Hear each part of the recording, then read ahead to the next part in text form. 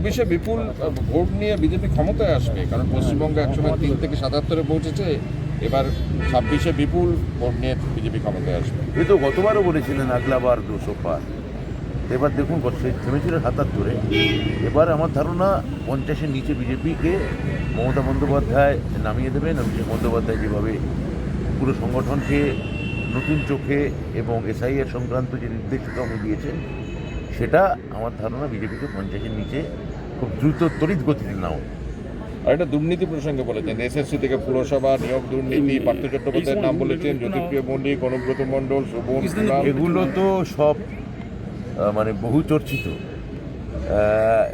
পশ্চিমবঙ্গে এসে এদের নাম করবেন, মহারাষ্ট্রে গিয়ে শিবসেনার কারুর নাম করবেন, তামিলনাড়ুতে গিয়ে ডিএমকের কারুর নাম করবেন, কেরালায় গিয়ে সিপিএমের কারুর নাম করবেন।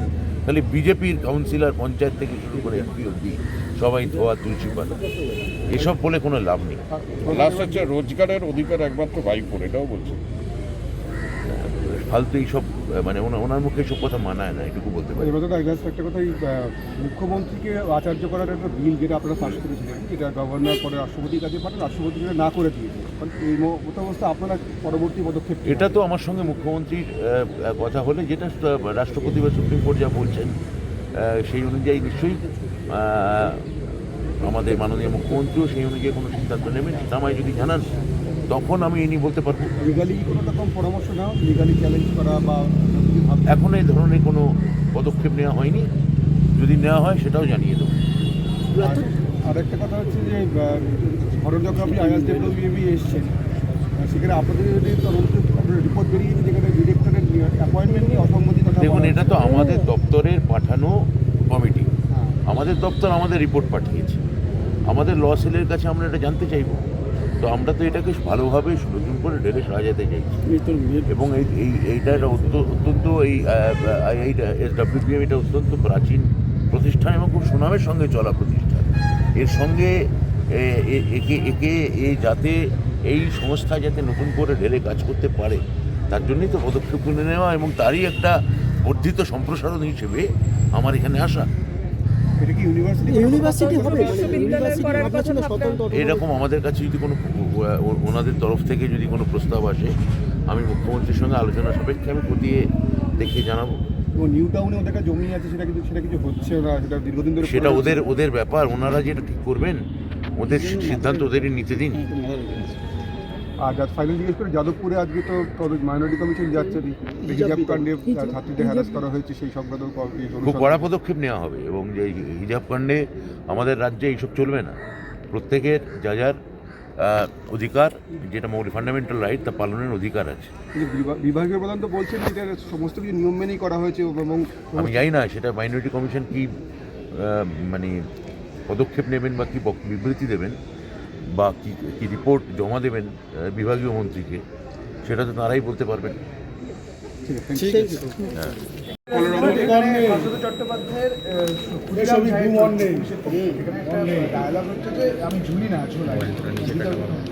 আমি রাজ চক্রবর্তী সিনেমা এই সিনেমাটার মধ্যে দেখা হয়নি, না দেখে আমার কোনো মন্তব্য আমি বলতে পারবো। এগুলো আমার মনে হয় না এখন মানে এগুলো খুব খবর হওয়ার পরিসর দেওয়ার আছে বলে আমি মনে করি না।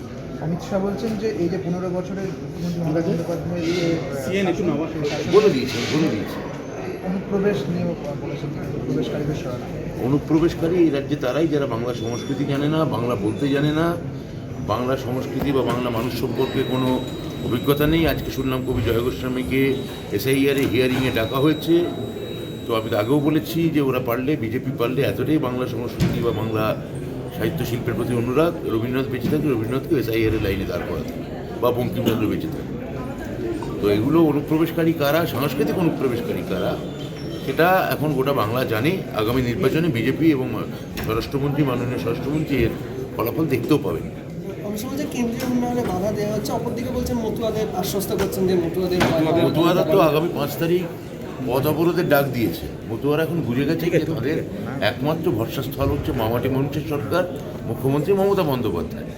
মতুয়া, আমি তো আগেও বলেছি যে কী করে মতুয়ারা এক অংশ একটা মনুবাদী দলের প্রতি মানে সাময়িকভাবে বিভ্রান্ত হলেন, সেটাই তো আমার কাছে খুব রহস্য ছিল। যাই হোক, মতুয়া সম্প্রদায়ের মানুষরা তারা বুঝতে পারছেন যে কোনো মনুবাদী দল যারা হরিচাঁদ গুরুচাঁদের দর্শনগতভাবে বিরোধী, যারা এই মানে সাবল্টান চিন্তাভাবনার বিরোধী, তারা কিছুতেই মতুয়াদের পক্ষে থাকতে পারেন না। এটা মতুয়ারাও ধীরে ধীরে আমার ধারণা বুঝতে পারছেন। স্যার, নরেন্দ্র মোদীর ড্যামেজ কন্ট্রোল করলেন, ড্রামটি নিয়ে সবাই এলেন, তিনি বললেন না, পরে টুইট করলেন এবং এখানে আসার পর তাহলে অমিত শাহ বললেন না, একজন তো অন্তরের কুয়াশা সামলাতে না পেরে ফিরে গেলেন, আজকে সেই আরেকজন সেই কুয়াশা দূর করতে এসছেন। আমার ধারণা কুয়াশা বেড়ে এখন ক্রমশ বিজেপির জন্য কুজ্ঝটিকায় পরিণত হচ্ছে। স্যার, অনুষ্ঠান শেষে একটা প্রশ্ন করছি। শুনানিতে ডাকা হয়েছে কবি জয় গোস্বামীকে, 2 তারিখ ডাকা হয়েছে, তার মেয়ে বলছে এটা হ্যারাসমেন্ট। এর থেকে বড় মানে বিজেপি যে অ্যাকচুয়ালি বাঙালি বা বাংলা সংস্কৃতিকে কী চোখে দেখে। জয়দাকে কিছুদিন আগেও নার্সিংহোমে ছিলেন, আমি জয় গোস্বামী, কবি জয় গোস্বামীকে আমি দেখতে গেছিলাম। এবার জয় গোস্বামীকে যদি এসআইআরের হিয়ারিংয়ে ডাকে, আমার মনে হয় যে বেঁচে থাকলে রবীন্দ্রনাথকে ওরা এসআইআরের লাইনে দাঁড় করাবে। তো এটাই হচ্ছে বাংলা বা বাঙালি সম্পর্কে।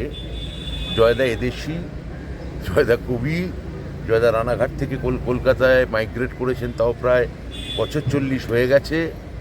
বছরের পর বছর জয়দা ভোট দিয়েছেন। জয়দা কবিতা বা কাব্য সাহিত্য নিয়ে আমি এখানে আর কিছু বলছি না, কিন্তু এইটা যদি বিজেপি করতে পারে, ইলেকশন কমিশন করতে পারে, তাহলে বুঝুন বাংলা বা বাঙালি সংস্কৃতি যে কোনো মানুষকে আপনাদের ডেকে লাইনে দাঁড় করিয়ে বলতে পারে ঘুষপেটিয়া। অমিত শাহ কলকাতায় এসেছেন গতকালই, আজকে প্রেস মিট করছেন। উনি বলছেন যে এই যে পশ্চিমবঙ্গে ভয় দুর্নীতির কুশাসন চলছে এবং এটা সুশাসন আনতে বদ্ধপরিকর মানুষ। ভয় তো পরিবেশ তো এসআইআর করে বিজেপি তৈরি করেছে, ফলে এক অর্থে মাননীয় স্বরাষ্ট্রমন্ত্রী কথাটা ঠিকই বলেছে, যেখানে ভয়ের সংস্কৃতি বিজেপি আমদানি করতে চেয়েছে। ভয় ভীতি যেভাবে এবং কিছু যে হবে না কিছু করেও, সেটা এই কুলদীপ সেঙ্গারের ঘটনায় একটা তার প্রমাণ মেলে। কী চোখে দর্শনকারীকে দেখে বিজেপি, তারও একটা আন্দাজ পাওয়া যায়। তা গতবারও এইসব স্বরাষ্ট্রমন্ত্রী এসে আমাদের রাজ্যে এসব বলেছিলেন 21 সালে, এবারও ঘন ঘন আসছে। তবে আমার ধারণা আস্তে আস্তে আসার মাত্রাটা ওনার কমে যাবে, কেননা যত দিন যাবে ততই মমতা বন্দ্যোপাধ্যায়ের নেতৃত্বে মামাটি মানুষের সরকারের চতুর্থবারের জন্য শপথ নেওয়াটা যেহেতু কেবলমাত্র সময়ের অপেক্ষা, ফলে এই আসা যাওয়া করে শুধু যাওয়া আসা শুধু স্রোতে ভাষাই হবে। এবার তো শিক্ষা সংক্রান্ত একটা প্রশ্ন করে নিই। সেটা হচ্ছে যে IASWBM নিয়ে ফার্দার যে ভাবনা চিন্তার কথা আপনি বললেন যে আপনার কাছে প্রস্তাব এলে ভেবে দেখবেন, এরকম কোনো প্রস্তাব এলো?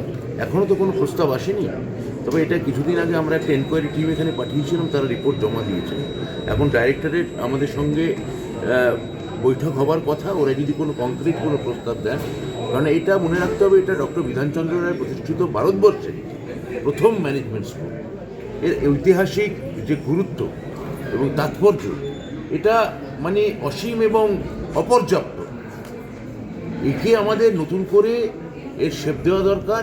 ফলে এখন যারা এই সংস্থায় আছেন তারা মুখ্যমন্ত্রী এবং সরকার এবং উচ্চশিক্ষা দপ্তরের সঙ্গে যোগাযোগ স্থাপন করেছেন, আমাদের সঙ্গে তারা সমন্বয় করে কাজ করতে চান। আমরা সবসময় আমাদের হাত বাড়িয়েই আছি। আপনারা বারবার অনুপ্রবেশকে বিএসএফকে করেন এবং সেই জায়গা থেকে দাঁড়িয়ে অমিত শাহ বলছেন যে বিএসএফ এর যে দোষারোপ করছে কিন্তু ফেন্সিংয়ের জন্য আপনারা জমি দেন না, উল্টে রাজ্য পুলিশের উপর তিনি বলছেন যে রাজ্য পুলিশ কেন অনুপ্রবেশকারী করতে হবে। এইটা তো আমি 12টা 40 এটা নিয়ে বলেছি। এটা যদি আবার 2:40 বলতে হয়, তাহলে কে অনুপ্রবেশকারী আমার মনে সন্দেহ তৈরি হয়।